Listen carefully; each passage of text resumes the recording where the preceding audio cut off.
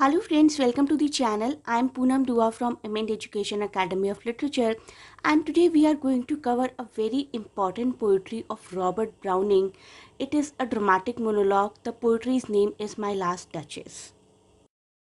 Let us know about the poetry first. My Last Duchess एक poetry है Robert browning की लिखी हुई, जिसको फ्रीक्वेंटली एंथोलॉजाइज किया जाता है, पब्लिश किया जाता है as an example of dramatic monologue, और ड्रामेटिक मोनोलॉग से related video link I provide in description.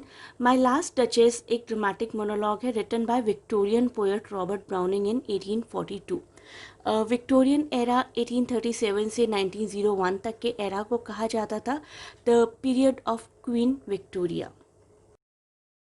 अब जानते हैं कि इस पोइट्री में है क्या. इस पोइट्री में सबसे पहले तो एक ड्यूक है, और ड्यूक किसी पर्सन से बात कर रहा है जो किसी दूसरी कंट्री का मैसेंजर है, एनवॉय है.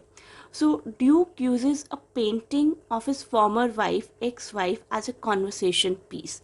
अपनी वाइफ की पेंटिंग के बारे में बात कर रहा है, and Duke speaks about his former wife's perceived shortcomings. तो मे बी वो अपनी प्रीवियस वाइफ की शॉर्ट कमिंग्स बता रहा है इस रिप्रेजेंटेटिव को जिससे वो एट प्रेजेंट बात कर रहा है, और ये रिप्रेजेंटेटिव उस कंट्री से है जहाँ की लड़की से ये ड्यूक अब शादी करने वाला है.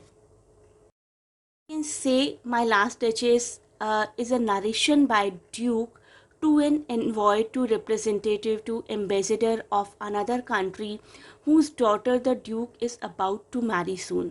And these details are revealed throughout the poetry, but understanding them from the opening helps to illustrate the irony that Browning employs. तो बिल्कुल बिगिनिंग से, बिल्कुल शुरुआत से अगर हम पोइट्री को पढ़ेंगे तो पोइट्री में क्या आयरनी है वो जान पाएंगे. जो स्पीकर है हमारा ड्यूक, वो अपने घर के एक आर्टिस्टिक वर्क का टूर दे रहा है उस रिप्रेजेंटेटिव को जिससे वो बात कर रहा है, और एक कर्टेन ड्रॉ करता है to reveal the painting of a women, explaining that it is the portrait of his late wife, and he invites his guest to sit and have a look at the painting.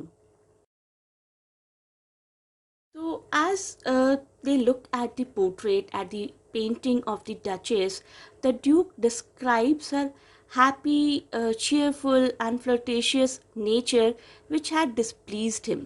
तो ऐसा लगता है Duke को काफ़ी complaints रही हैं इस lady से, स्पेसिफिकली कि वो हैप्पी क्यों रहती थी, खुश क्यों रहती थी, इतनी चीयरफुल क्यों रहती थी. और फ्लर्ट का मतलब आजकल के फ्लर्ट जैसा नहीं है कि you are flirting with the person of opposite gender. Flirt just means कि you be happy by seeing others, कि दूसरों को देखो और खुश हो जाओ. That is what the flirt word means here. And he says she had a heart, how shall I say, too soon made glad.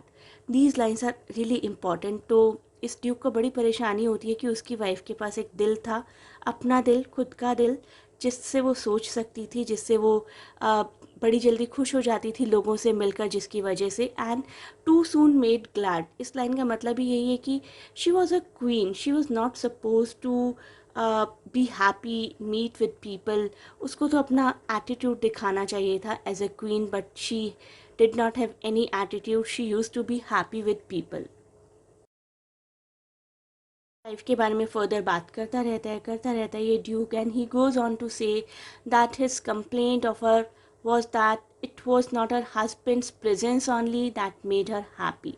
तो ड्यूक एक्सपेक्ट करता है कि एक क्वीन का कर्तव्य है, एक क्वीन की ड्यूटी है कि सिर्फ अपने हस्बैंड के सामने स्माइल करे, सिर्फ अपने हस्बैंड के सामने खुश हो, लेकिन वो तो बहुत सारी और चीज़ों से खुश हो जाती थी.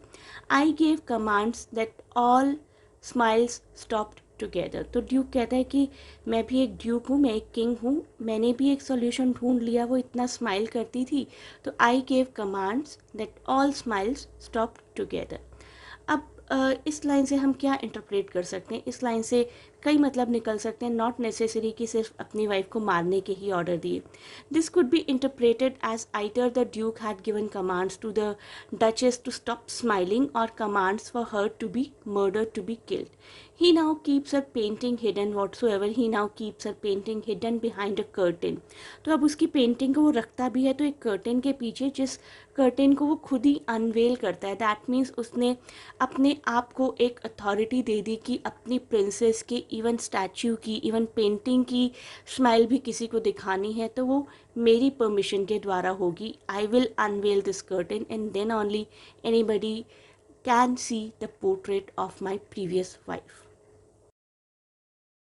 अब समझते हैं ड्रामेटिक मोनोलॉग क्या होता है. Let us take an example. I hope आप सबने मूवी देखी होगी प्यार का पंचनामा. पार्ट 1 की बात कर रही हूँ मैं, जिसमें एक कैरेक्टर था रजत नाम का, who was very frustrated of the relationship and he speaks continuously for around 7, 8, 10 minutes. I'm not sure about the timing, and he does not give anybody else even to respond to him, and he keeps on speaking and speaking, and that reveals what that person was going through at that point of time.